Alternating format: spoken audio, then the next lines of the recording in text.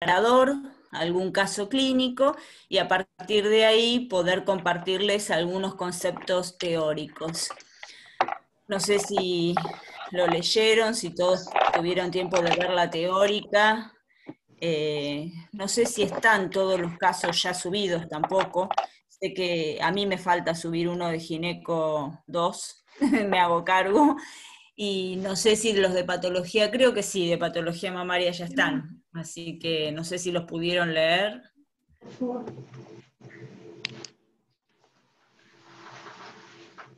Bueno, empecemos entonces con el primer caso. Disculpen.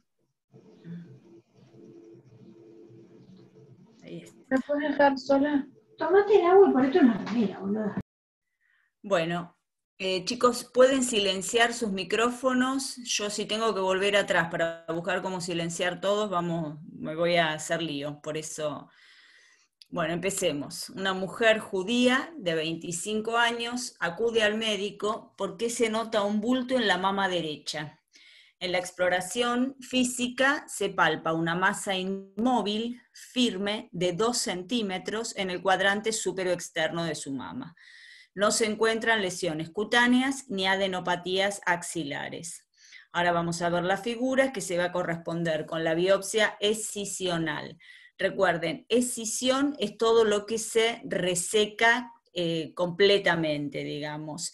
Incisional es la biopsia por punción. Cuando veíamos, o que se utiliza mucho en patología mamaria, es la biopsia por trucat o por aguja gruesa, que se llama, es hacer una incisión en la lesión tumoral. Escisión es cuando se escinde o se saca toda la lesión. En este caso yo les voy a mostrar una biopsia escisional. Los antecedentes familiares indican que la madre de la paciente, su tía y su abuela materna presentaron lesiones similares.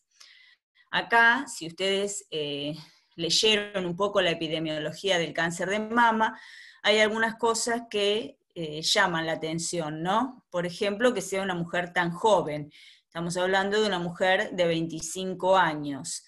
Y después, la exploración física. También llama la atención que se trate de una masa inmóvil. Que sea inmóvil, ¿qué quiere decir? Que está adherida a los planos que la rodean. Entonces, la adherencia hace que esa masa sea firme y que no pueda moverse con facilidad. Este es un dato muy importante para distinguir una lesión benigna de una lesión maligna. En este grupo etario de esta chica, 25 años, la mayoría de las lesiones que uno encuentra son lesiones benignas. Pero en esta paciente en particular, nosotros tenemos que evaluar su antecedente racial, que acá se relata, que es una mujer judía, y los antecedentes familiares, como es la línea materna, la madre, la tía y la abuela, que presentan lesiones similares. ¿Por qué se agrega que no hay lesiones cutáneas? Justamente teniendo en cuenta la edad de la paciente, uno podría pensar también en descartar un proceso inflamatorio, que esta paciente tuviera algún tipo de mastitis que estuviera provocando esta lesión tumoral, y eventualmente cuando aparece un cuadro inflamatorio, en general también va a haber compromiso de la piel, va a haber enrojecimiento, va a haber aumento de la temperatura. Entonces, por eso se resalta que la paciente no tiene lesiones cutáneas. Y bueno, adenopatías axilares tampoco, y en este caso esto es bueno.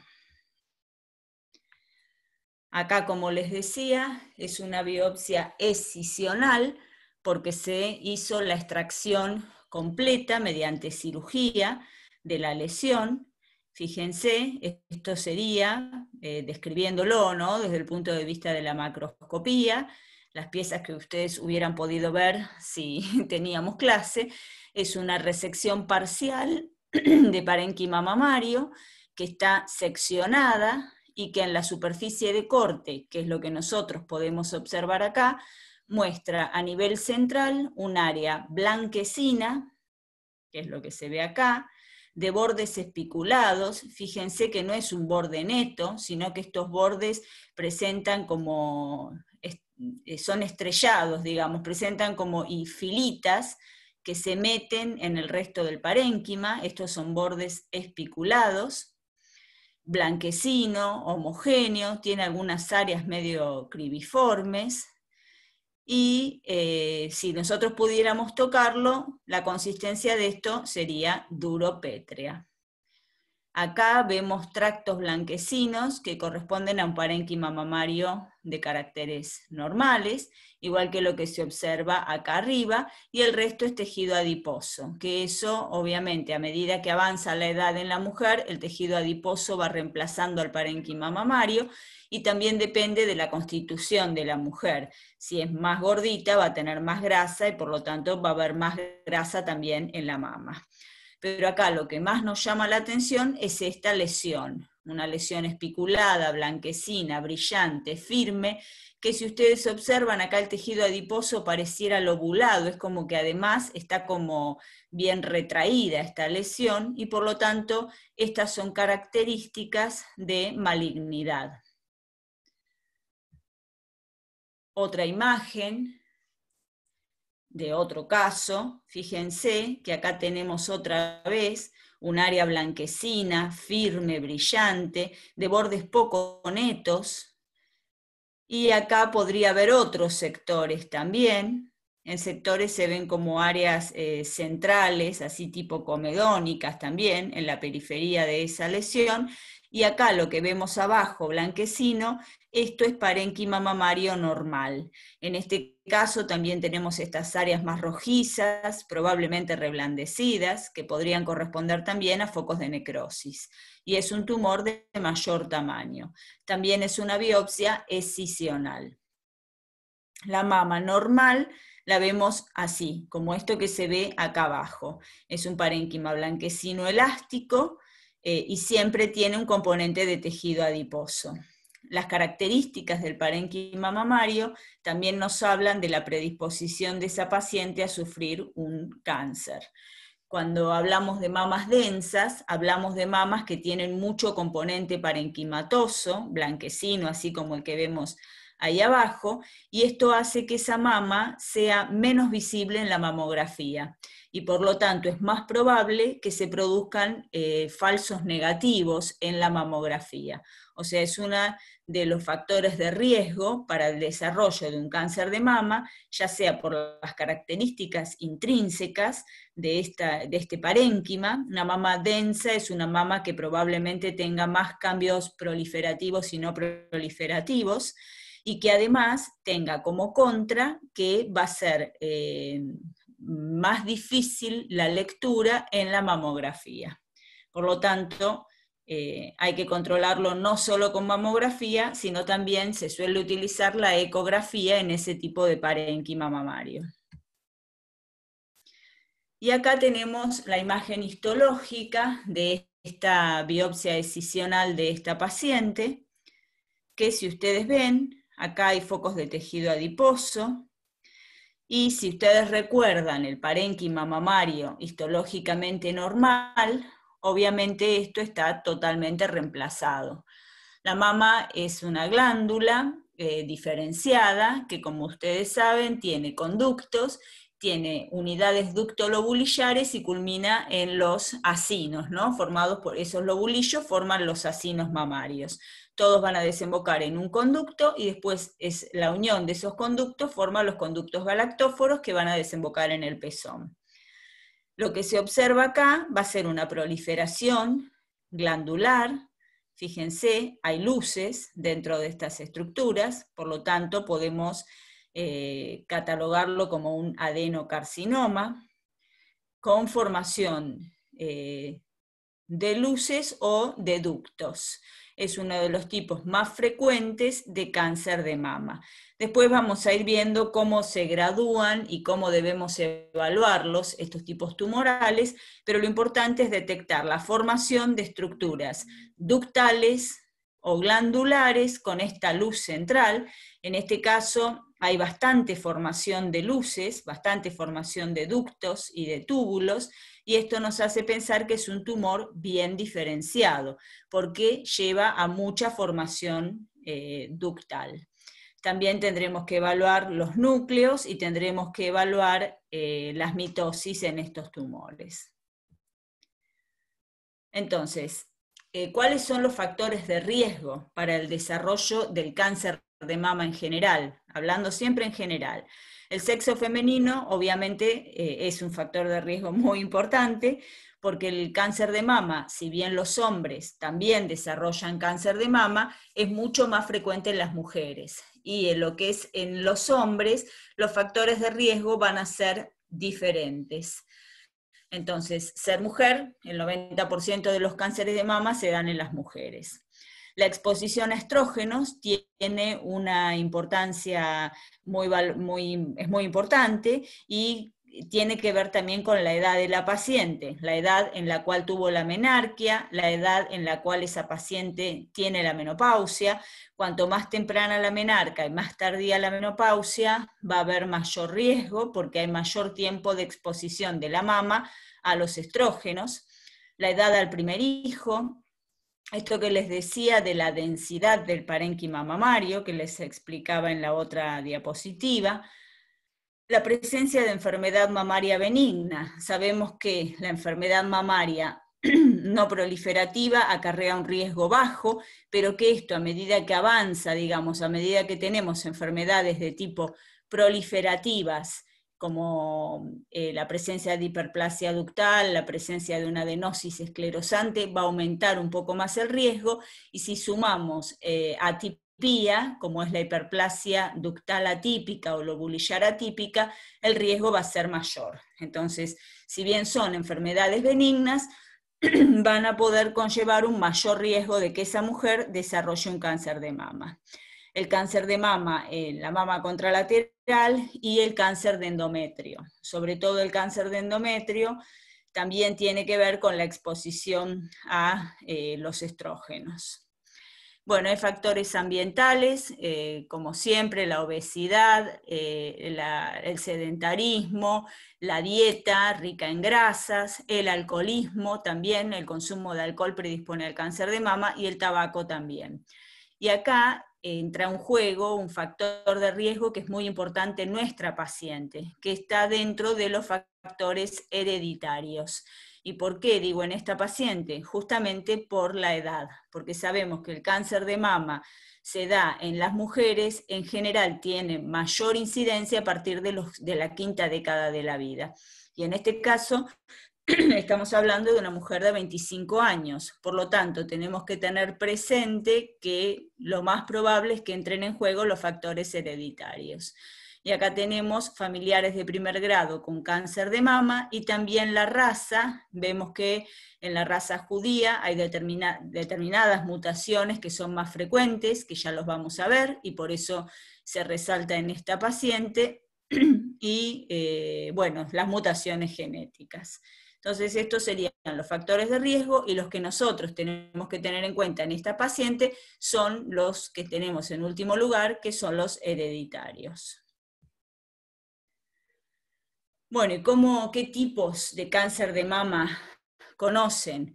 Esto lo puse así porque en general cuando tomo el examen final en la parte oral y uno pregunta o habla de la clasificación del cáncer de mama, es como que yo noto que a veces no queda muy claro, que se mezclan un poco los términos, ¿no?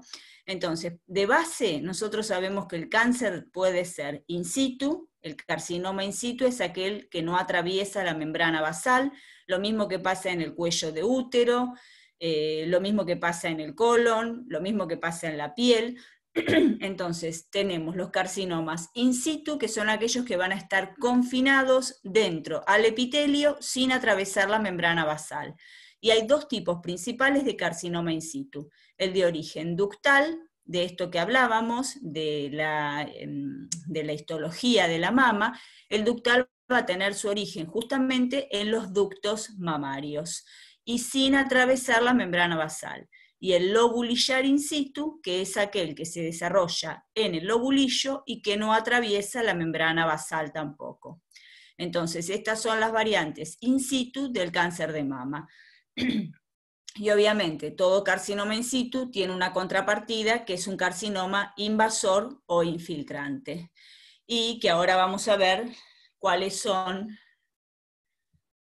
las posibilidades. Esta es la última clasificación de la OMS del cáncer de mama, y sabemos que hay tumores de origen epitelial, tumores de origen epitelial y estromal.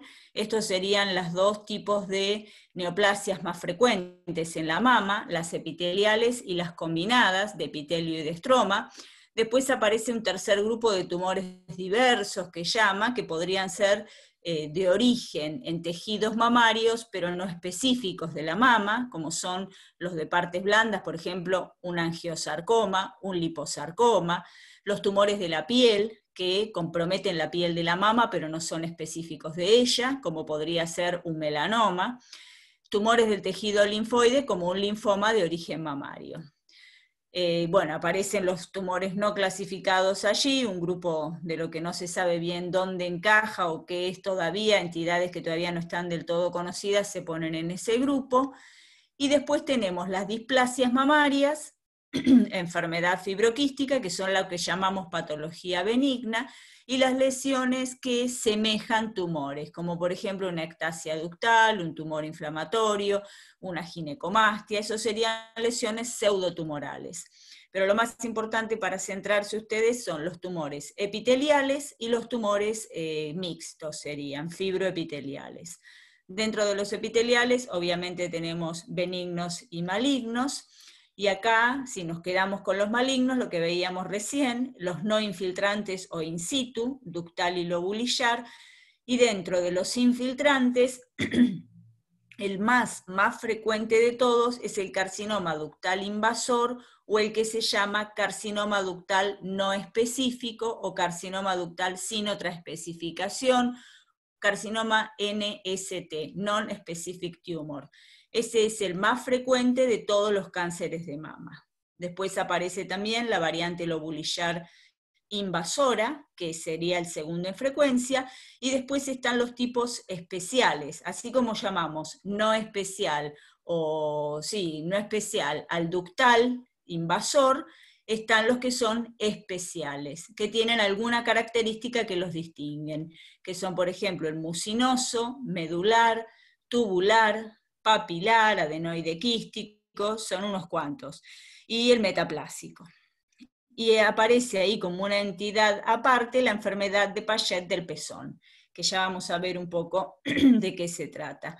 Y dentro de los mixtos, los más importantes son el fibroadenoma, que es un tumor benigno, combinación de elementos epiteliales y del estroma intralobulillar de la mama, y el tumor filodes, que tiene algunas otras características que los distinguen, pero que también es un tumor mixto. Bueno, y acá si hablamos de frecuencia de los diferentes cánceres, otra vez, recuerden bien, el in situ es aquel que está confinado al ducto o al lobulillo y que no atraviesa la membrana basal, y se dan un 15 a un 30%, y después tenemos los carcinomas invasores, y fíjense que el invasor, el más frecuente, casi el 80% de los casos en esta serie, es el carcinoma de tipo inespecífico, que se llama, o carcinoma ductal. Nosotros los patólogos hablamos habitualmente de carcinoma ductal infiltrante. En la clasificación se le llama NST, o de tipo inespecífico o no especial. El lobulillar es el segundo en frecuencia, y después están los carcinomas que llamamos de tipo específico, con las diferentes variantes: el tubular, el mucinoso, medular, papilar y el anaplásico, o metaplásico, perdón. Bueno, entonces de acá tienen que tener presente también que obviamente estos porcentajes van a variar de acuerdo también a cuánto se tamice una población. Cuanto más se vaya a buscar el cáncer de mama, y la búsqueda activa hay que realizarla en toda mujer mayor de 50 años con una mamografía anual, esto en la población general sin antecedentes familiares, ¿no? Entonces, cuanto más nosotros busquemos y encontremos microcalcificaciones, obviamente vamos a estar más del lado de diagnosticar más carcinomas in situ que carcinomas invasores. En nuestro país la realidad es otra y nosotros tenemos una gran cantidad de cánceres infiltrantes e incluso siguen apareciendo carcinomas avanzados, ¿no? Es decir, aquellos cánceres que ya se detectan por palpación y no por la mamografía anual. Bueno, yo acá les puse algunas fotos para que ustedes se familiaricen un poco con los diferentes tipos. En este caso, fíjense, tenemos una estructura, esto es la membrana basal, tenemos una estructura de tipo ductal, pero la luz de este ducto va a estar ocupada. Primero el ducto está distendido en su tamaño, y después la luz, dentro de la luz va a haber una proliferación epitelial, formando cribas, como es este caso. Dentro de esas cribas, las células algunas van a ser monomorfas, pero con atipia citológica. Estas estructuras son bien rígidas, eso distingue a lo que podría ser un cuadro de una hiperplasia, de un carcinoma intraductal, y fíjense que la membrana basal está intacta. Ustedes recuerden que los componentes epiteliales de la mama tenemos las células luminales que se llaman, que son las células secretoras, y las células mioepiteliales que están por debajo. En el carcinoma in situ, las células mioepiteliales están intactas. Entonces, todas las estructuras estas ductales con relleno, acá se ve otra que es en áreas más sólidas, en áreas bien cribiforme, esto corresponde a un carcinoma ductal in situ, de variante cribiforme en este caso. Acá otra vez, fíjense, la membrana basal y el estroma fundamentalmente está libre. No hay infiltración en el estroma y por lo tanto es un carcinoma in situ confinado al ducto. Otra imagen donde tenemos otra vez un ducto dilatado. Este ducto es más normal, y si lo comparamos con este podemos ver el tamaño, la dilatación, y fíjense otra vez estas estructuras microquísticas, estas cribas, formando estas cribas, proliferación epitelial, y acá hacia el centro se ve una luz con ciertas calcificaciones. Este material acidófilo, con áreas más basófilas, más azules, corresponde a calcio. El calcio se va a depositar en todas estas lesiones y es lo que nos va a ayudar en la detección por medio de la mamografía. Es otro ejemplo de carcinoma ductal in situ de tipo cribiforme. Otro ejemplo, con una calcificación más grosera, acá en el centro, acá también. A veces las calcificaciones se vuelan en el procesamiento del material, el proceso que se lleva adelante para poder cortar ese material. A veces el calcio se termina desgranando y acá ha quedado algún vestigio, igual que acá. Entonces, otra vez, acá el relleno es casi completo, es más sólido, pero siempre en el contexto de un ducto, de una estructura ductal y sin atravesar la membrana basal. Por lo tanto, es un carcinoma intraductal o carcinoma ductal in situ, y en este caso más de tipo sólido, con microcalcificaciones asociadas. Recuerden, las micro son la base para la detección temprana en la mamografía. Y acá tenemos otro ejemplo. Esto es lo que llamamos un carcinoma ductal de tipo comedo. ¿Por qué? Porque esto tiene necrosis central, y esto da el aspecto macroscópicamente de un comedón o un punto negro, en el cual vemos la aureola periférica y hacia el centro se ve como el material purulento de un punto negro o de un comedón. Por eso así se les llama, como comedocarcinoma. Es una variante del carcinoma ductal in situ y que confiere un peor pronóstico. Algunos utilizan un score para el carcinoma intraductal, que ya prácticamente no se usa, no sé, quizás en la teórica se lo dieron, que es el score de Van Nuys, en el cual se evalúa en el carcinoma in situ las necrosis, las mitosis y la atipia. Y cuando ya hay necrosis, como este caso, es un alto grado. Se lo considera un carcinoma intraductal de alto grado o comedocarcinoma. Fíjense que también se acompaña de mayor atipía citológica que los casos que veíamos antes. Y obviamente la membrana basal va a estar intacta. Este tipo de carcinoma tiene peor pronóstico que el carcinoma sin necrosis. Entonces es un carcinoma intraductal de tipo Comedo. Si tienen dudas, por favor me preguntan, chicos. Y bueno, y acá volvemos al ejemplo que veíamos en esta paciente.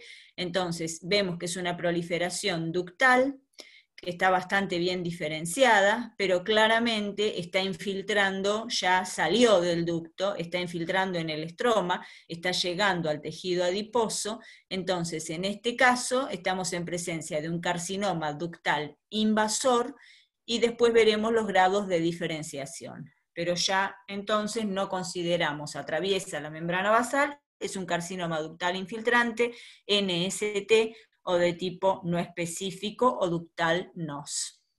Profe, ¿los que son in situ Sí. son móviles? O sea, ¿la palpación son móviles? Cuando la Es que paciente. prácticamente no se palpa el in situ. El in situ Ah, es un hallazgo de la mamografía. Por eso es está bien. importante el tema de las calcificaciones, porque recién se palpa cuando forma masa. Puede pasar a veces que si es un in situ muy extenso, termine formando un nódulo y se palpe, pero en general son microscópicos, entonces no se palpan. Por eso es la importancia de hacer la detección mediante la mamografía, ¿no? Claro, gracias, ¿Está profe. claro? Sí, sí, sí. Ah, bueno. Gracias. Bueno, y acá tenemos la variante lobulillar del carcinoma in situ. Fíjense, estos serían cada uno de los lobulillos de esa unidad ducto lobulillar. El ducto debiera estar más alejado, digamos, pero estos son los acinos de ese lobulillo, y en lugar de verse con su luz y tamaño pequeño, se ven distendidos. Fíjense, hay una distensión importante de los acinos, ocupa todo el lobulillo.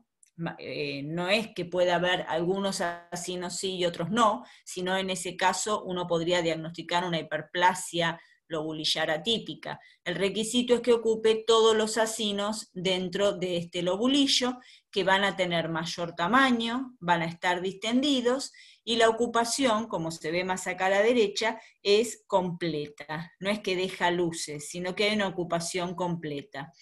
Lo importante del lobulillar es que las células van a ser diferentes, porque van a ser células más chiquitas, en general, más chiquitas que el carcinoma ductal. Y obviamente, topográficamente, ya se ve de una manera distinta a lo que es el ductal. Entonces, el compromiso completo, perdón, me fui sin darme cuenta. El compromiso completo de toda una estructura lobulillar, de todos los acinos, con distensión y con aumento de tamaño y con el relleno completo. Esas serían las características. Y las células van a ser mucho más monomorfas que las que vemos en el carcinoma ductal, y más pequeñas también. Acá hay una variante, siempre aparece alguna variante, que es más pleomórfica. No es lo más habitual. Lo más habitual es que las células sean pequeñas, parejitas, como las que veíamos en el ejemplo anterior, pero como para que ustedes sepan, puede haber alguna variante con células más grandes, más pleomórficas, y en ese caso a veces plantea el diagnóstico diferencial con un carcinoma ductal, que si bien en el tratamiento no va a haber grandes variantes, pero es importante desde el punto de vista del pronóstico, y bueno, y a veces contamos con una herramienta para distinguir si es ductal o lobulillar en la inmunohistoquímica, que es la E-caderina, que es lo que se ve acá abajo. El carcinoma lobulillar, ya sea in situ o invasor, pierde la E-caderina, es caderina negativo, a diferencia del ductal. Recuerden que la caderina es una molécula de adhesión, y que estas células justamente tienen como característica que van a ser laxas, discohesivas, y por eso hay pérdida de esta molécula de adhesión, y son caderina negativo. Sirve tanto sea para el infiltrante como para el in situ. Y en esto comparte esta característica con el carcinoma gástrico. Si ustedes recuerdan, dentro de lo que es el cáncer de estómago, teníamos la variante de adenocarcinoma de tipo intestinal y la variante de indiferenciado con células en anillo de sello. Esa variante es semejante al carcinoma lobulillar, tiene la misma translocación la genética y además también pierde la E-caderina. Por eso las células son discoadhesivas. Esa es una característica del carcinoma lobulillar. Acá tenemos la variante infiltrante. En lo que veíamos antes, siempre confinado a la membrana basal. Acá fíjense, esto es característico del carcinoma lobulillar invasor. Las células, que son chiquitas, se disponen formando lo que se llama fila india, una atrás de la otra, no forman estructuras ductales. Todo esto que se ve es cáncer. Acá en el medio podemos tener una estructura ductal que va a estar rodeada de toda la proliferación neoplásica. Esta es otra característica, es lo que se llama en tiro de blanco, porque se disponen las células cancerosas rodeando alguna estructura preexistente, en este caso un ducto. Y esta imagen concéntrica o en tiro de blanco es característico del carcinoma lobulillar. Esto y la disposición de esas células en fila india. También en este caso tiene una reacción estromal importante, que esto también puede servir para la detección de estos tumores. Pero fíjense, las filitas indias, es complicado a veces el diagnóstico, a veces pasan desapercibidas, porque son células chiquitas en general, y hasta a veces se pueden confundir incluso con cuadros inflamatorios, con una mastitis, por ejemplo. Por eso siempre es importante hacer las técnicas de inmunistoquímica. Y como les mostraba en el otro, esta es otra vez la variante invasora, fíjense, formando estas filas indias, una atrás de la otra, no forman estructuras ductales, son células chiquititas, discoadhesivas, y por lo tanto la caderina es negativa. Acá tenemos una imagen ductal remanente, fíjense en los ductos, son ductos típicos, como la caderina, esta molécula de adhesión, da con una tinción de membrana intensa, porque es una molécula de adhesión intercelular. En cambio, en estas células sueltas, laxas, la caderina es negativa. Entonces nos sirve para distinguir un lobulillar de este tipo de cáncer que tiene esta paciente, que es un carcinoma invasor de tipo no especial, o NST, o ductal invasor. Rompe la unidad lobular, infiltra en el estroma como primer criterio, es infiltrante, y acá tenemos cómo se llama vulgarmente. Lo más frecuente de lo que hablamos los patólogos es carcinoma ductal. Y está entre un 40 y un 70% de todos los cánceres de mama. Es el más frecuente. ¿Y cómo lo vamos a graduar? Hay un score, que es un score histológico, que es el score que se llama de Bloom y Richardson, en el cual lo que nosotros tenemos en cuenta va a ser cuán diferenciado es en cuanto a la formación de túbulos y de glándulas, cuánto se parece, digamos, a la mama normal. Si tiene más de un 75% de formación de glándulas, es un score 1. Entre un 10 y un 75, un 2, y menos de un 10%, un 3. Es decir, a mayor score, menor diferenciación. Otra cosa que se gradúa es la tipía o el pleomorfismo nuclear, y ahí lo que evaluamos son los núcleos. Si son pequeños, regulares y uniformes, será un grado 1.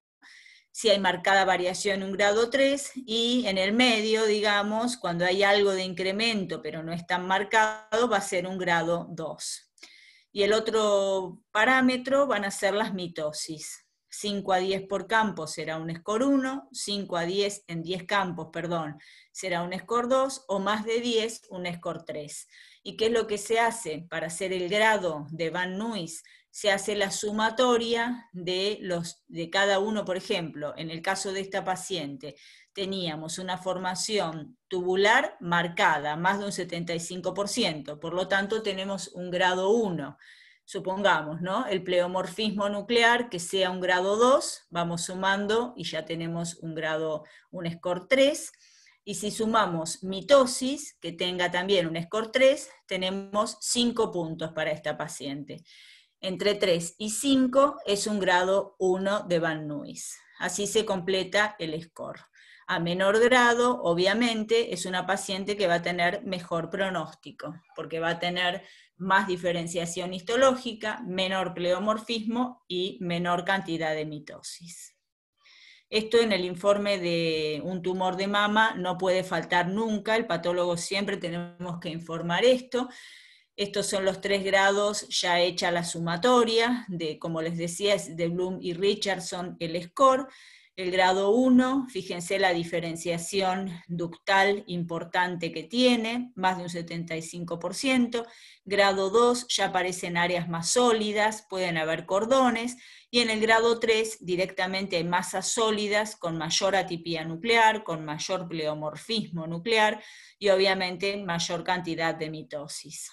Esa sería la graduación, en lo que siempre el patólogo tiene que constar entonces el grado histológico en un informe de un cáncer de mama, ya sea ductal, lobulillar o cualquier tipo.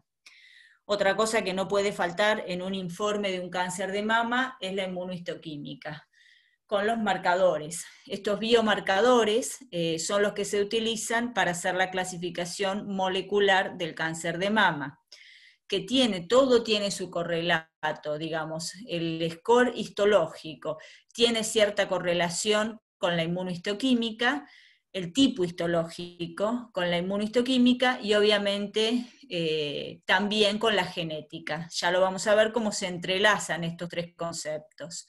Entonces, por un lado el grado histológico, por otro lado la inmunohistoquímica, que es lo que se evalúan: receptores hormonales, estrógeno y progesterona, y el HER2 o ERBB2, que es un receptor del factor de crecimiento y que se expresa, digamos, como en la membrana celular.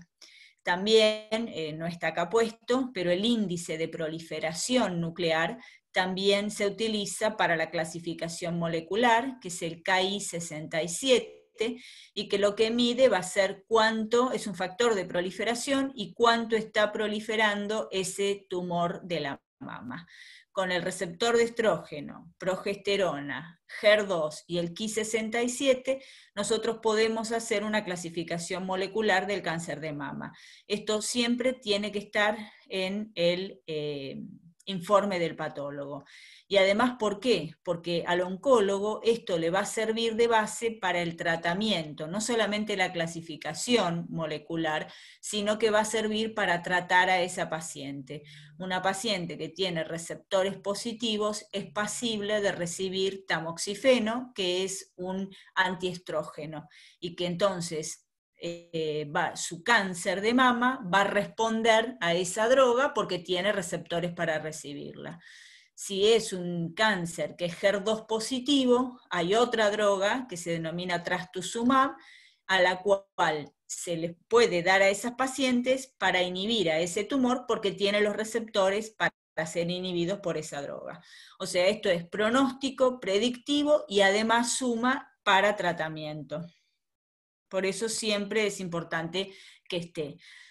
Y esto, bueno, es la clasificación molecular. Yo calculo que se las deben haber dado en la teórica. Tenemos el luminal A, en el cual es estrógeno y progesterona positivo, HER2 negativo, Ki67 bajo.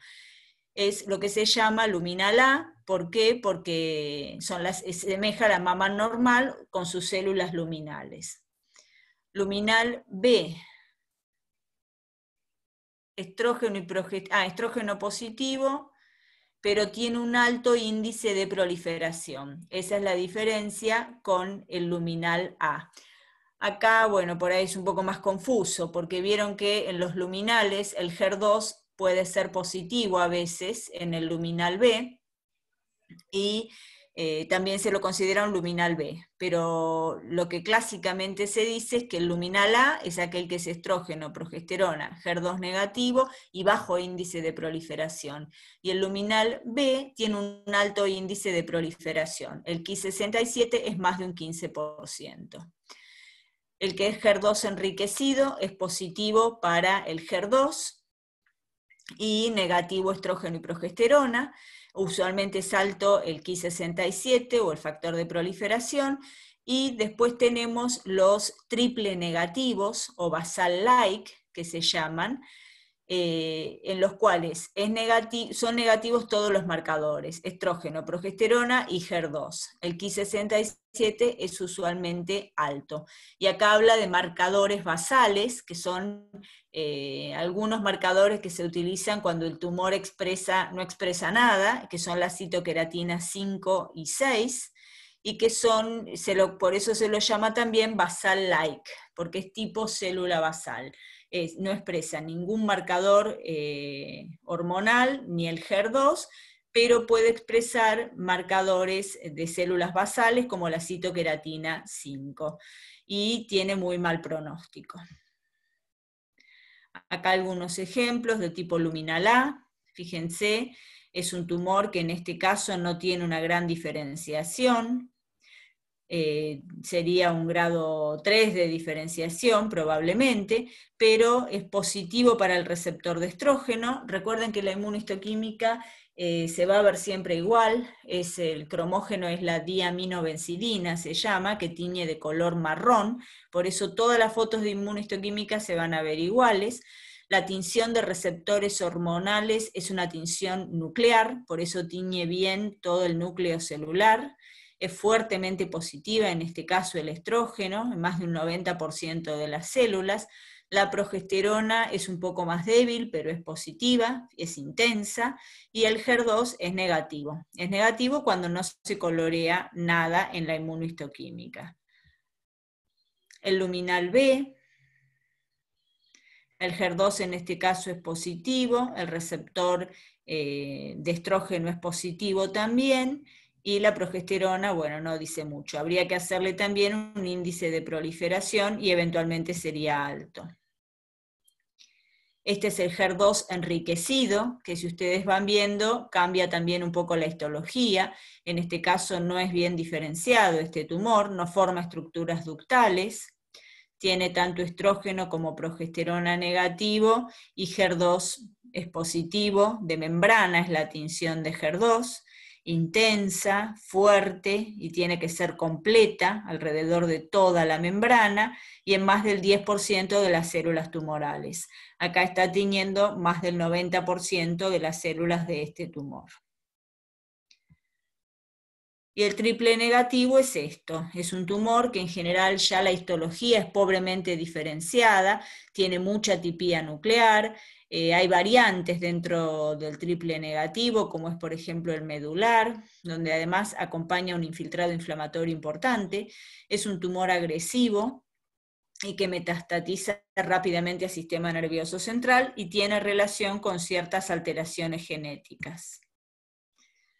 Bueno, hasta ahí entonces la clasificación histológica con el score de Van Nuys, la clasificación molecular a través de la herramienta de inmunohistoquímica con los receptores HER2 y Ki67, y ahora veamos un poco de lo molecular.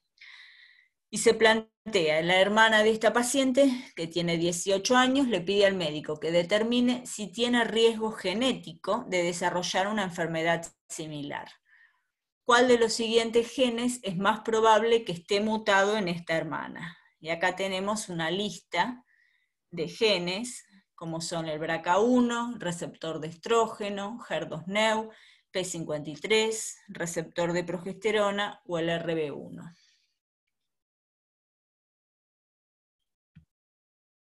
Bueno, veamos que en relación al cáncer de mama, a ver, acá alguien contestó.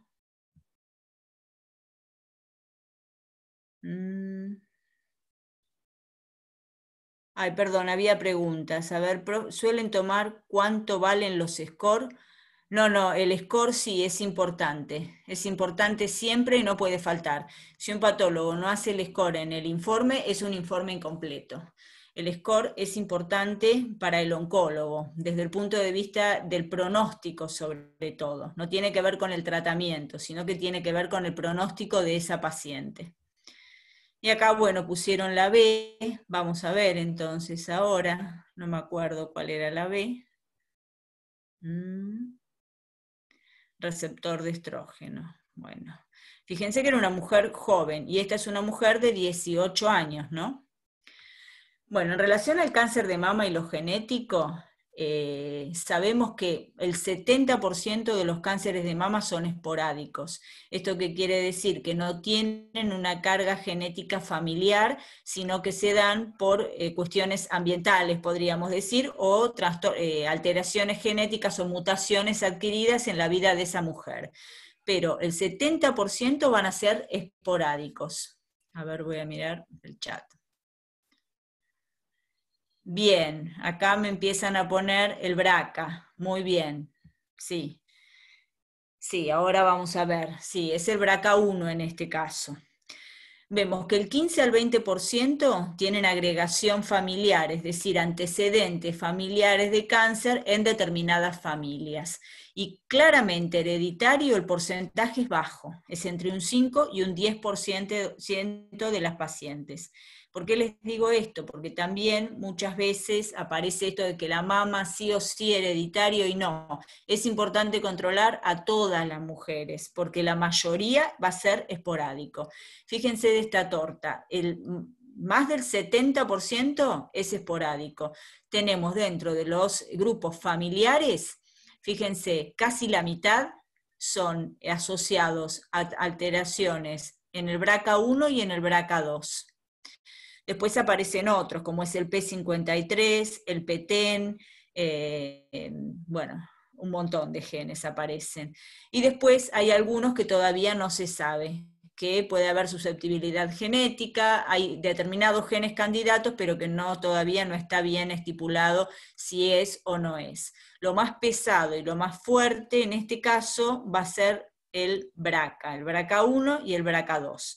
Son mutaciones en genes de alta penetrancia y baja prevalencia poblacional, BRCA1 y 2, y otros como el P53 o el PTEN, que tienen un riesgo relativo de 8 a 10 sobre la población general. El P53, por ejemplo, estaba en la enfermedad de Li-Fraumeni, que se asocia, pero es mucho menos frecuente que lo que vamos a tener de mutaciones. Cuando uno habla de mutaciones en cáncer de mama, lo primero que hay que pensar es en esta familia de los genes BRCA. Obviamente, si es una familia con antecedentes de otros cánceres, habrá que pensar en otras cosas. Las mutaciones en los BRCA1 y 2 son responsables del síndrome más frecuente de cáncer de mama hereditario. De ahí viene el nombre de BRCA o BRCA, de breast cancer. Debido a que también le confieren a su portador un alto riesgo de desarrollar un cáncer de ovario, se denomina síndrome de cáncer, mama y ovario hereditario. Y acá otra vez les vuelvo a traer a Angelina Jolie, porque estas pacientes se hacen las que pueden, ¿no? Las que se pueden primero hacer el test genético, que es caro y que no se hace en todos lados, y muchas veces se opta por hacer la mastectomía bilateral más la oforectomía, por lo que veíamos en la clase pasada. Es esto, es el síndrome de cáncer de mama y ovario hereditario, sobre todo el BRCA1. Va a tener cáncer de mama en una altísima prevalencia de las portadoras de esta alteración genética y también de ovario. Y el de ovario, recuerden que era el carcinoma seroso de alto grado y que estaba asociado al carcinoma seroso intratubario. Ese era el origen probable de ese cáncer de ovario. Entonces recuerden eso porque por eso es que estas pacientes, para evitar el desarrollo de un cáncer, terminan haciéndose la mastectomía bilateral, adenectomía y ¿cuánto puede llegar a salir un test genético? Mira, la verdad es que no lo sé, no sé, pero miles. Creo que esto cuando empezó todo esto, ya hace unos cuantos años, no se hacía en el país. Ahora se hace, creo que lo derivan a Buenos Aires. Y de acuerdo a la obra social o no, si es hospitalario o no, pero no sé bien, te mentiría si te digo el precio. Pero son cosas caras. Si ustedes piensan que un test de COVID sale 8.000 pesos, más o menos, un test de COVID de PCR, imagínense esto que hay que hacer una secuenciación del gen, o sea, tiene que ser muy, muy caro, pero no tengo idea de cuánto. sinceramente. Eso habría que preguntarle a la doctora Ávila, que hace genética. Pero bueno, es importante que ustedes conozcan que existe y cuál es la base, ¿no?, de eso. Por eso también es importante saber o investigar acerca del cáncer de ovario en los familiares, porque por ahí no aparece el cáncer de mama en una paciente, pero la madre sí tuvo un cáncer de ovario y se murió de un cáncer de ovario y en realidad es la misma alteración. Bueno, hay baja frecuencia en nuestra población, fíjense, el BRCA1 0,05 a 0,26 y el 2 0,08 a 0,34. Y otra vez, esta paciente era un caso de una judía, se resaltaba en eso porque es más prevalente en la población judía askenazí. Y son autosómicos dominantes y por lo tanto tienen una altísima posibilidad estas pacientes de desarrollar cáncer. BRCA1, cáncer de mama, 60-80% de las pacientes portadoras, cáncer de ovario un 20 a un 40%, y no hay que olvidarse que pueden aparecer otros cánceres, como es el páncreas o la próstata, la próstata en menores de 65 años. ¿Y esto por qué? Porque también tiene que ver con los hombres portadores del gen, no solamente afecta a las mujeres. Y el BRCA2, cáncer de mama en un 50 a un 70%, el de ovario es menos frecuente en el BRCA2, cáncer de mama en el varón aparece acá, y bueno, otros cánceres, otra vez aparece próstata, páncreas, y acá también aparece el melanoma. ¿Y cómo se relaciona esto que venimos viendo? Es un poco este cuadro está en el libro, así que supongo que ustedes ya lo vieron, ¿no? Pero bueno, esto yo lo quería poner para poder resaltarles a ustedes cómo se relacionan un poco lo que es la clasificación molecular con la clasificación genética. Y acá no sé si está en este cuadro entonces ahora. Bueno, sabemos que dentro de los luminales, los que son positivos para estrógeno, negativos para HER2, no, chicos, no está, lo que yo quería ponerles no es esto, pero bueno, no importa. Sabemos que dentro de los luminales B, que eran aquellos que tenían un índice de proliferación mayor al 15%, visto por el Ki67, muchos de estos tumores van a ser lobulillares, y estos tumores lobulillares son los que se asocian con mutaciones en el gen BRCA2. Eso es lo que yo quería correlacionarles, ¿no? La mutación genética con...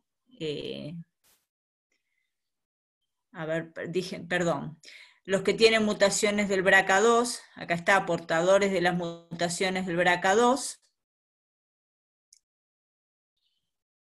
Bueno, no está lo que yo quería, discúlpenme. Pero bueno, en general los lobulillares y los de luminales B de alto grado tienen mutaciones del BRCA2. En cambio, los triple negativos o basal-like tienen la mutación del BRCA1, que acá no lo estoy viendo así. Pero y en general, la mayoría de los cánceres esporádicos van a ser carcinomas ductales y van a ser luminales de tipo A. Eso es un poco la asociación. Cuando son HER2, en general van a ser también asociados con BRCA2. HER2 positivos. Bueno, disculpen.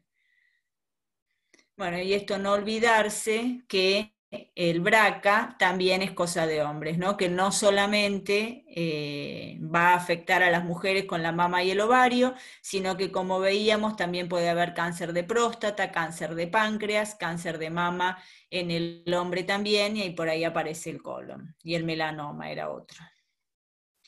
Bueno, no sé si tienen alguna pregunta o quieren pasar al otro. Profe, ¿por qué estaría mal Sí. haber contestado lo que había puesto Cande del HER2-Neu? O sea, porque la mutación en el BRCA generaría la sobreexpresión del HER. No, ella había puesto receptores, me parece. Ah, el receptor, perdón. Era el Por- receptor. Porque el libro dice el 30% de los cánceres de mama infiltrantes se ven con la sobreexpresión del protoncogen HER2-Neu. por eso no entendía por qué Sí. había estado mal. Pero bueno. El HER2-Neu es el otro, no entiendo la pregunta. Porque yo no había entendido por qué estaba mal la respuesta que había puesto la compañera que puso la B, pero ella había puesto los No, la receptores. de BRCA estaba bien. No, la La B del HER.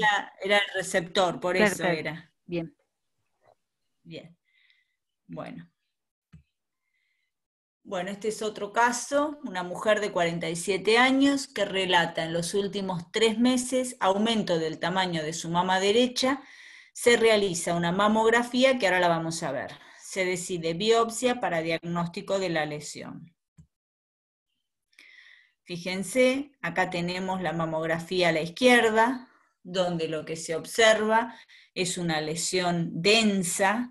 Esto es una mama, es una mujer grande, así que la mama es predominantemente adiposa y tiene este aspecto, pero llama la atención en el centro una lesión muy densa, bien delimitada, pero importante, ¿no? Y acá vemos la imagen de la paciente, como hay un aumento de tamaño llamativo de su mama, con algunos cambios de coloración, pero lo que más llama la atención es el aumento de tamaño, que se correlaciona bien en los últimos 3 meses, o sea, es un aumento de tamaño rápido y se correlaciona con lo que estamos viendo acá en la mamografía, como una masa importante de gran tamaño y con una densidad también importante. Se hace la resección y lo que obtenemos es esto, ¿no? Es una resección parcial, es un corte transversal, digamos, donde lo que se evidencia es en la superficie de corte una lesión tumoral blanquecina. Fíjense que tiene un aspecto acá como lobulado, como múltiples lóbulos, que va a estar dividido por esta especie de tabiques.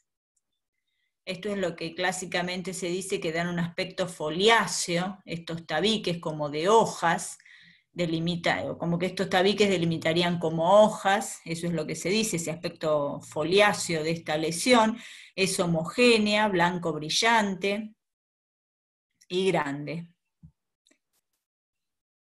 Y este es el aspecto histológico de la lesión. Fíjense que nosotros tenemos un componente epitelial que está colapsado, es todo esto. Esto es epitelio, pero lo que llama la atención acá son todas estas áreas rosadas, bastante celular. La celularidad va a aumentar alrededor de los sectores de epitelio. Fíjense acá abajo, es muy celular este estroma. Acá hay áreas de estroma más conservados. Fíjense la diferencia entre este estroma y este estroma. Y después la proliferación epitelial, que obviamente va a estar aplastada, va a estar distorsionada justamente por esta gran proliferación estromal. Entonces, en este caso, estamos en presencia de una proliferación epitelial y una proliferación estromal. Entonces, habría que realizar la descripción histológica. Esta pregunta creo que estaba en un final por ahí, por eso quedó tal cual. Relatar las principales características, clínica, origen, evolución, cómo pueden clasificarse este tipo de lesiones y cuál es el pronóstico. Bueno, la descripción histológica es un poco lo que nosotros acabamos de ver, ¿no? Es una proliferación mixta, sería, de tipo estromal y de tipo epitelial, donde el componente estromal es hipercelular, por lo que se ve acá, es hipercelular a predominio rodeando las estructuras epiteliales, y las estructuras epiteliales están comprimidas por esa proliferación estromal. Ya solo con eso ustedes tienen la descripción histológica de este tumor y, bueno, en parte está el diagnóstico, ¿no? Las características clínicas son las que vimos también, es un tumor de rápido crecimiento y es un tumor que adquiere gran tamaño en una mujer en edad media, en general a partir de los 50 años de edad. El origen es mixto, porque es lo que veíamos en la histología. Y bueno, ahora vamos a ir viendo la clasificación y el pronóstico. Fíjense que, volviendo a retomar la clasificación de los tumores de mama según la OMS, hoy recién hablábamos un poco de este lado y nos centramos sobre todo acá, en el carcinoma ductal invasor no específico. Ahora nos vamos a este lado de la clasificación y estamos en presencia de un tumor mixto, de origen epitelial y tejido conectivo. Ahora tendremos que elegir entre estas posibilidades. Yo les dije que lo más frecuente es el fibroadenoma y el tumor filodes. El carcinosarcoma es raro, y es un poco un primo hermano del tumor filodes. Entonces nos tendríamos que centrar entre estas dos proliferaciones mixtas. Mixto, ¿por qué? Porque tiene las dos cosas, ¿no? Estroma y epitelio, a ver a dónde nos quedamos con eso.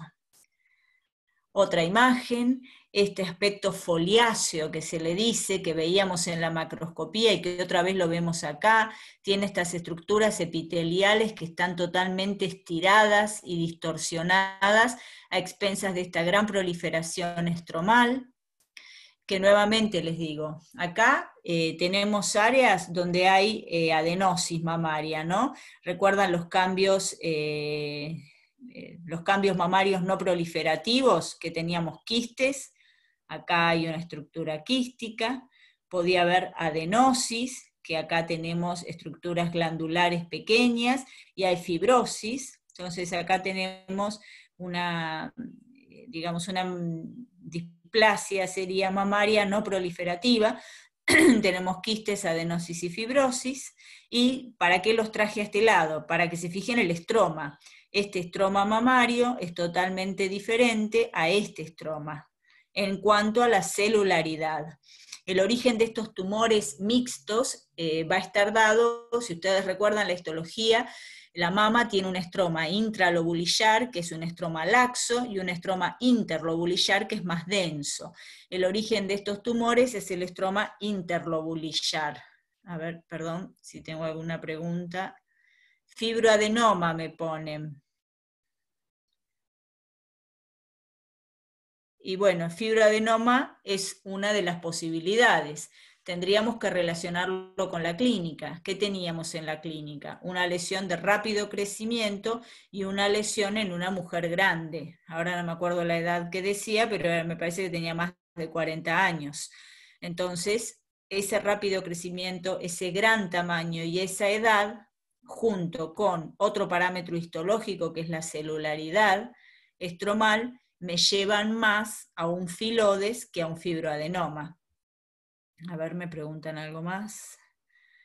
Bien, sí, estamos contestando. Me llevan más a un filodes. ¿Y por qué? Por la clínica, y además el fibroadenoma nunca nos va a dar una mamografía como la que nosotros veíamos en ese caso. Es estroma intralobulillar, sí, pero el fibroadenoma también es estroma intralobulillar. La diferencia va a estar dada en la celularidad y el tamaño. Y esta arquitectura foliácea, muy bien, es característica del tumor filodes, por eso se llama filodes. Es la macroscopía y la microscopía con ese aspecto. Son parecidos, no le voy a decir que no, son tumores parecidos, pero lo que los diferencia sobre todo es el tamaño. El filodes es un tumor que llega en general a tener grandes tamaños, y después vamos a ver fibroadenomas. La celularidad en el estroma del tumor filodes es mayor que en el fibroadenoma. Pero si les muestro acá, por ejemplo, es celular, pero no es tan celular. ¿Por qué? Porque el tumor filodes también se va a clasificar de acuerdo a la celularidad. Vieron que ahí decía cómo se puede clasificar: como benigno, como borderline y como maligno. El término borderline es ahí medio, está muy en un gris cuando uno lo va a buscar, porque tiene un caso de estos y quiere saber cómo ponerlo y no está del todo claro en los libros, pero bueno, existe esa entidad como borderline, donde no se sabe bien cómo se va a comportar. Esa es la realidad. Es un tumor en el cual, además de haber mucha celularidad en el estroma, empiezan a haber más mitosis. Y entonces el patólogo empieza a ver muchas mitosis y estaría autorizado, si no hay mucha atipía, a ponerlo como borderline, es decir, un tumor que no sabemos bien cómo va a evolucionar. Si bien no es francamente maligno, tiene un alto contenido de mitosis, que ese es el otro parámetro que hay que buscar, la celularidad y las mitosis. Entonces hay proliferación estromal, fíjense, es bastante celular. Estas protrusiones, que son lo que le dan ese aspecto foliáceo, que aparecen estas protrusiones dentro de estos espacios que están revestidos por epitelio y que como se retrae ese estroma, en sectores pueden dar este aspecto quístico y como que se desprenden esas masas tumorales, y es un estroma bien celular. Eso es característico del filodes. Entonces, ¿cuáles son las características clínicas? Es un tumor grande. En general, los filodes que hemos visto son bien grandes, mayores de 5 centímetros, indoloros, consistencia firme, superficie lobulada, bien delimitados, por eso la mamografía tenía ese aspecto que parecía una pelota de tenis metida en la mama, ¿no? Porque son bien delimitados. Son palpables, obviamente, y en general van a llegar a muchos centímetros de tamaño. A la micro, las grandes tienen protrusiones bulbosas por presencia de nódulos en estroma cubiertos de epitelio, es lo que estuvimos viendo, y la arquitectura en forma de hoja. Y acá pone como de alto grado o bajo grado. Los de alto grado son más celulares y aparecen más mitosis, pleomorfismo y mucho crecimiento estromal. Los de bajo grado son mucho más tranquilos y no observamos mitosis. Y esta es una imagen esquemática, ¿no? Se observa un aumento de la celularidad estromal y la distorsión de la proliferación epitelial justamente por ese estroma. No hay ningún estudio especial, como pronóstico la mayoría son de bajo grado. En general se curan, digamos, con la resección pasando por tejido mamario sano. Los de alto grado son agresivos y pueden llegar a dar metástasis, pueden llegar a tener, cuando es maligno, transformación sarcomatosa, incluso pueden aparecer sarcomas raros, como por ejemplo un condrosarcoma, puede aparecer dentro como un componente dentro de un sarcoma, cuando ya el filodes es maligno, ¿no? La mayoría van a ser benignos.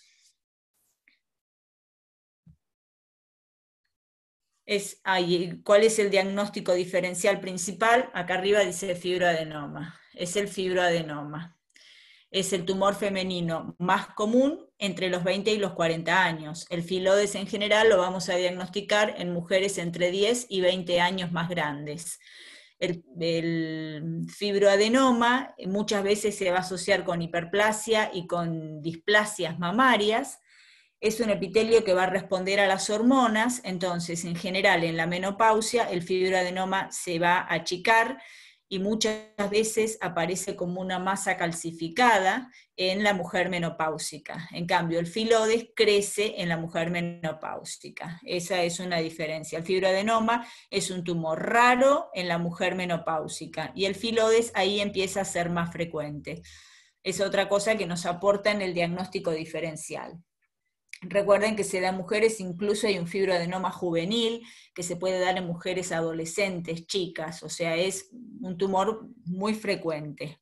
También se va a dar con masas palpables, es un nódulo bien circunscripto, el tamaño puede llegar a ser grande en algunas variantes, como es el fibroadenoma juvenil, pero en general es entre 1 y 2 centímetros, es como una pelotita, entonces es un tumor móvil, a diferencia del cáncer de mama, que está fijo a planos profundos, el fibroadenoma es bien móvil. Tiene un estroma delicado, mixoide, es un estroma intralobulillar, igual que el filodes también, y esto es muy parecido, ¿no? El epitelio está rodeado por estroma que lo empuja y distorsiona. Y acá el esquema lo que les muestra es la proliferación epitelial, pero bueno, el estroma es mucho más tranquilo y menos celular que lo que se veía en el tumor filodes.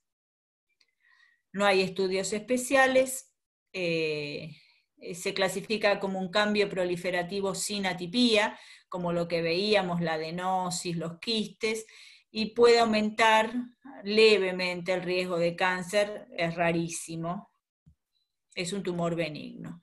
Y acá tenemos algunas imágenes que es parecido al filodes, no les voy a decir que no, pero el estroma es más tranquilo, tiene más componente epitelial, y obviamente tiene toda la clínica distinta a lo que es el filodes. Y dos palabras les quería nombrar, porque por ahí a veces aparece como algo que es súper importante y en realidad no es muy frecuente, que es la enfermedad de Paget del pezón, enfermedad de Paget de la mama. Recuerden que hay otras localizaciones. ¿Por qué? Porque en realidad cuando uno habla de enfermedad de Paget, es un patrón de diseminación. Cuando hablamos de Paget, nos referimos a la infiltración en la epidermis por células neoplásicas atípicas que vienen de otro lugar, por así decirlo. ¿Y dónde lo vamos a ver? En el pezón es una de las localizaciones, o la mama, y que va a ser por el compromiso de esa epidermis por un adenocarcinoma subyacente, ya sea in situ o invasor de la mama. Otra localización frecuente es en la vulva, la enfermedad de Paget de la vulva, que es la misma causa. Tenemos un adenocarcinoma subyacente y que lo vamos a encontrar este patrón de infiltración en la epidermis en la piel de la vulva. En la región perianal también podemos tener una enfermedad de Paget. Esto para que no piensen que es exclusivo de la mama. Entonces, es una forma de carcinoma in situ, dice acá, pero en realidad puede ser in situ o puede ser un carcinoma invasor, como lo que se ve en la figura de abajo. Este es un corte, arriba tenemos una imagen de la macroscopía. Se da alrededor del pezón una lesión escoriada, puede ser pruriginosa, se puede formar una costra, y esto es lo que lleva a la paciente a consultar. Y muchas veces se detecta ya sea un carcinoma intraductal de los conductos o un carcinoma ya infiltrante, como es el que vemos en este caso, acá, que coloniza la piel del pezón, se esparce a través de los conductos y coloniza la piel del pezón, dando esta especie de dermatosis a nivel del pezón. En un 60% existe ya una masa palpable en la mama. Es la afectación, la característica histológica es la afectación de la epidermis por las células malignas, que ahora vamos a ver algunas imágenes. Bueno, es un carcinoma entonces de la piel que afecta a la epidermis del pezón y la areola a partir de un carcinoma intraductal subyacente de los conductos galactóforos. Son excepcionales los casos en los que no se ha detectado una neoplasia, pero en la mayoría sí, como veíamos antes, el 60% ya hay una masa palpable. Es del 1 al 4% de todos los cánceres mamarios y aparece en mujeres mayores y es rarísimo en los hombres. Es una forma entonces de compromiso de la piel del pezón, esto para que lo entiendan es esquemático. Acá abajo lo que tenemos es el carcinoma, ya sea intraductal o invasor de la mama, y vemos cómo las células migran hacia los conductos, colonizan los conductos, y una vez que se produce el cambio del conducto que va a desembocar en el pezón, este conducto galactóforo, esas células siguen avanzando y comprometen de esta manera la epidermis del pezón. Y no es que se queden confinadas a la membrana basal, sino que también migran. Por eso esto es lo que se llama migración pagetoide. Cuando veamos melanoma, vamos a ver que en realidad el Paget es una forma de compromiso dentro de la epidermis y se usa para muchas patologías. En este caso es propiamente dicha la enfermedad de Paget. Pero cuando vemos células neoplásicas que no son de la epidermis, sino que son colonizando la epidermis y que migran hacia arriba, a eso le llamamos extensión pagetoide. Y acá entonces tenemos estas células, que obviamente estas células van a ser de origen glandular, porque si son de un tumor, de un carcinoma ductal, ya sea in situ o invasor, estas células son glandulares, de un cáncer de mama. Y la epidermis es escamoso, es un epitelio escamoso, entonces se van a ver diferentes y van a ser fáciles de distinguir. Acá tenemos otro ejemplo de la macroscopía, este es el pezón, se observa como una lesión escoriada, ahí en la piel, puede haber costras, puede haber descamación, puede haber prurito. Y esta es la imagen histológica de la enfermedad de Payet.